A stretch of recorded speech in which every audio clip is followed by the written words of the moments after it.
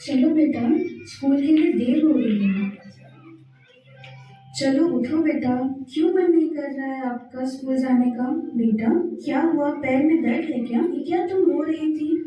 और ये तुम्हारे हाथों में चोट का निशान क्या हुआ बेटा, बताओ मुझे। मैडम, मेरी बच्ची के साथ गलत हुआ है। उसको पड़ोस के एक व्यक्ति ने, जो हमारे परिचित है, पिंकी को गलत तरीके से छुआ है और उसे मानसिक और शारीरिक आघात पहुंचाया है। आपकी बच्ची कितने साल की है?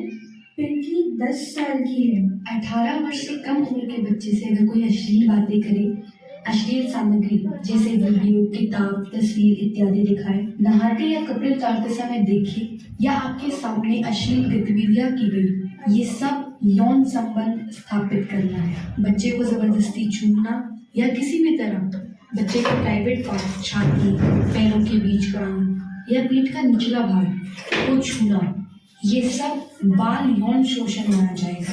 मैडम, हम शोषण की शिकायत या रिपोर्ट कैसे कर सकते हैं? अगर बच्चा कोई विश्वसनीय बड़े जैसे टीचर, माता पिता या किसी करीबी रिश्तेदार को बता सकते हैं तो 1098 पर चाइल्ड लाइन को भी कॉल कर सकते हैं। 100 नंबर पर पुलिस को बता सकते हैं और अगर स्कूल की बात हो तो स्कूल में उपस्थित पॉक्सो बॉक्स में गोपनीय शिकायत भी कर सकते हैं। शिकायत करने पर बच्चे का नाम या जानकारी सार्वजनिक नहीं किया जाता है। कुछ लक्षण हैं जिससे पहचानने में मदद मिल सकती है, जैसे कि विशेष व्यक्ति से बचना या लोगों के साथ रहने से बचना, भावनात्मक या व्यवहारिक आचरण में अचानक परिवर्तन, उम्र के अनुसार ज्यादा या अनुचित यौन जानकारी या व्यवहार होना, दूसरे बच्चों के साथ या खिलौनों पर यौन कार्य करना, घर के बाहर बार बार चले जाना, चलने या बैठने में परेशानी होना, शारीरिक चोट या शारीरिक लक्षण जैसे पेट में दर्द, हाथ, गर्दन, जांघ या मुंह में नील या सूजन, अचानक चिंता या तनाव या आक्रामकता बढ़ जाना, ये सब हमारी गलती है। हमें पिंकी का अच्छे से ख्याल रखना चाहिए था। इन सब में मेरी बेटी को शारीरिक और मानसिक प्रभाव का सामना करना पड़ रहा है। पिंकी, ठीक तो हो ना? ठीक है, बाकी अभी इसका ख्याल रखना होगा आप लोगों को। जी मैडम जी। अभी थाने जाके रिपोर्ट कराते हैं। आइए अब ट्रैफिक लाइट से समझने की कोशिश करते हैं कि कौन सा स्पर्श हमारे लिए सुरक्षित और असुरक्षित है। लाल बत्ती का मतलब असुरक्षित स्पर्श। जब हमें कोई ऐसे छुए जिससे हमें असुरक्षित या गंदा महसूस हो या ऐसा लगे कि कुछ गलत हो रहा है, लाल बत्ती की तरह हम उसे उसी समय रोकना चाहते हैं। पीली बत्ती का मतलब अनचाहा स्पर्श।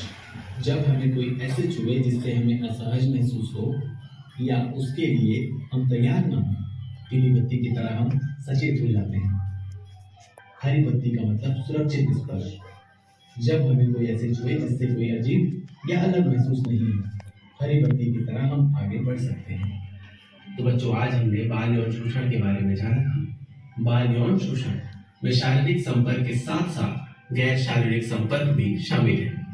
शारीरिक संपर्क के कुछ उदाहरण हैं: यौन संबंध स्थापित करना, बच्चे को जबरदस्ती चूमना या किसी भी तरह बच्चे के प्राइवेट पार्ट्स, छाती, पैरों के बीच के अंग या पीठ का निचला भाग को छूना। गैर शारीरिक संपर्क में ये सब शामिल हो सकते हैं: बच्चे के साथ अश्लील बातें करना, अश्लील सामग्री, वीडियो, किताब, तस्वीरें दिखाना इत्यादि। नहाते या कपड़े उतारते समय देखना, किसी बच्चे के सामने अश्लील गतिविधियां करना। ऐसी स्थितियों में बच्चे नहीं बता पाते हैं कि उनके साथ शोषण हुआ है, तो ऐसी स्थिति में ये कुछ लक्षण हैं जिससे पहचानने में मदद मिल सकती है कि शायद बच्चे ने शोषण का सामना किया है। किसी विशेष व्यक्ति से बचना या लोगों के साथ रहने से बचना, दूसरों बच्चों के साथ या खिलौनों पर यौन कार्य करना, घर से बार बार चले जाना, चलने या बैठने में परेशानी, शारीरिक चोट, शारीरिक लक्षण जैसे कि पेट में दर्द, हाथ, गर्दन, जांघ या मुंह में नीला या सूजन, चिंता। ऐसे बच्चों पर शारीरिक, मानसिक और व्यवहारिक प्रभाव पड़ता है। इसलिए जितनी जल्दी हो सके बच्चों की मदद करें और बच्चों को समझने की कोशिश करें और बच्चों को समझाएं कि उसमें उनकी कोई गलती नहीं है, इसलिए डरने की आवश्यकता नहीं है। कोई इतिहास पढ़ा रहा था तो वहां पे हम लोगों ने देखा कि हमारे देश पुलिस भी छू नहीं सकती, उसके पास प्रॉपर आदेश होना चाहिए। अपने अधिकार को जानो, कोई पुलिस आपको डांट नहीं सकता, कोई चमका नहीं सकता। यहाँ तक अगर किसी को कोर्ट ने, छोटे वाले कोर्ट ने सजा भी दे दिया है तो बड़ा वाला कोर्ट तुरंत उसको रिहा करवा सकता है, जिसको रिट कहा जाता है। तो याद रखना, संविधान की आत्मा कौन है? संवैधानिक अनुच्छेद 32 से 35, जिसको कहा गया है संवैधानिक उपचारों का अधिकार। 6 अधिकार आपको दिए गए हैं, लेकिन अधिकार तो दिए गए हैं, आपको बोल दिया गया कि समानता है, सब समान हो, कहीं भी आ जा सकते हो, लेकिन उसके साथ साथ आपको कर्तव्य भी दिया गया है। याद रखना, हमारा संविधान 26 जनवरी 1950 को लागू हुआ, तो उस दिन मौलिक कर्तव्य हमारे पास नहीं थे। मौलिक अधिकार 6 तो थे, लेकिन जो मौलिक कर्तव्य थे वो हमारे पास नहीं थे। तो मौलिक कर्तव्य हमको कब मिला? याद रखना है, कब मिला? 1976 42वें संविधान संशोधन। संविधान को बदला भी जाता है, समय के अनुसार संविधान को क्या किया जाता है? बदला जाता है, कुछ कुछ बातों को उसका बदला जाता है। तो 1942 के जब संविधान को 76वां बार बदला गया, तब उसमें हमको मौलिक कर्तव्य दिए गए। और उस समय याद रखना, जो इन बातों को क्या बोला मैं, हमको मौलिक कर्तव्य कब मिला? 1976 42वां संविधान संशोधन। लेकिन उस समय सिर्फ और सिर्फ 10 मौलिक कर्तव्य थे। 11वां मौलिक कर्तव्य क्या है पता है आप लोगों को? वो आप लोगों का अधिकार है। माँ बाप को ये कर्तव्य दिया गया कि 6 से 14 साल तक के बच्चों को निःशुल्क और अनिवार्य शिक्षा देना है। आपके माँ बाप भी आपको 8वीं तक पढ़ने से नहीं रोक सकते। अगर वो रोकेंगे तो उनको भी जेल जाना पड़ेगा। इस माने मौलिक कर्तव्य को माँ बाप के ऊपर डाला गया। और ये कब हुआ? 2002 में। 2002 में जब संविधान का 86वां संशोधन किया गया, 86 बार संविधान को संशोधन किया गया 2002 में, तब हमारा 11वां मौलिक कर्तव्य हमको दिया गया। तो 2-3 बातें आपको याद रखनी है। पहले हमारे में मूल कर्तव्य नहीं था, 1976 में हमको मूल कर्तव्य मिला, 11वां मूल कर्तव्य जो 2002 में मिला, ठीक है। और अनुच्छेद 12 से 35 तक मौलिक अधिकार है, जिनमें 32 से 35 तक संविधान की आत्मा है। हॉलैंड और डच, इन चारों देशों में फिर लड़ाई हुई। फिर उसमें कौन विजयी रहा? इंग्लैंड विजयी रहा। यहाँ व्यापारी के रूप में आया था, लास्ट में इंग्लैंड जीत गया। और वो यहाँ पे व्यापार करते करते यहाँ पे क्या बन बैठा? शासक बन बैठा, राजा बन बैठा। वो यहाँ अपने नियम चलाने लगा। बहुत सारे संघर्ष हुए, बहुत सारी लड़ाइयां लड़ी गई। 1857 में बहुत बड़ा संग्राम हुआ, लेकिन 1857 का संग्राम भी क्या हो गया? असफल हो गया। उसके कई कारण हैं, सामाजिक, आर्थिक, राजनीतिक। जो बड़े बड़े लोग थे वो अंग्रेजों से खुद मिले हुए थे। इस प्रकार 1857 के बाद स्थितियां पूरी तरीके से अंग्रेजों के हाथ में आ गई।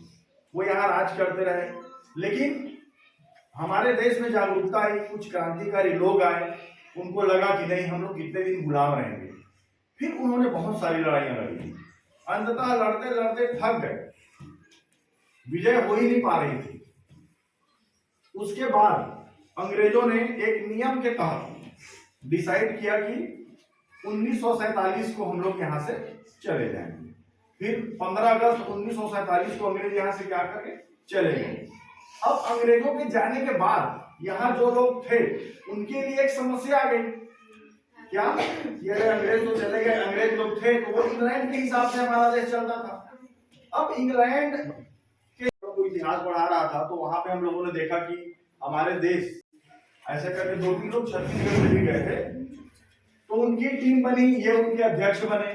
फिर क्या हुआ? संविधान को बनाने का काम चालू होने लगा। संविधान बहुत लंबा प्रक्रिया है। अब इन्होंने सोचा कि हम लोग नियम कहाँ से लाएं, तो नियमों को लाने के लिए उस समय लाखों रुपए खर्चा हुआ। और ये लोग कम से कम 10-20 देश में गए, इंग्लैंड गए, अफ्रीका गए, जापान गए, मतलब जगह जगह गए। और वहां से जो जो नियम देश चलाने के लिए जरूरी हैं, अच्छे हैं, उन नियमों को उन्होंने क्या किया? एकत्र किया।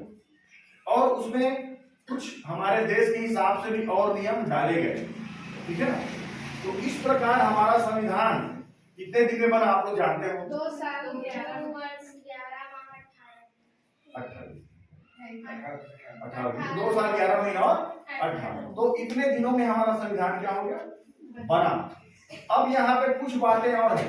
संविधान बना कब हमारा? 26 जनवरी को नहीं बना था, 26 नवंबर 1949 को बना था। 26 नवंबर 1949 को संविधान बना, लेकिन उसको लागू कब किया गया? 26 को किया गया। इसको भी हमको समझना है भाई। 26 जनवरी को लागू किया गया, लेकिन बन गया था 26 नवंबर को।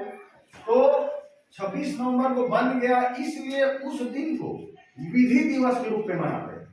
विधि दिवस कब है?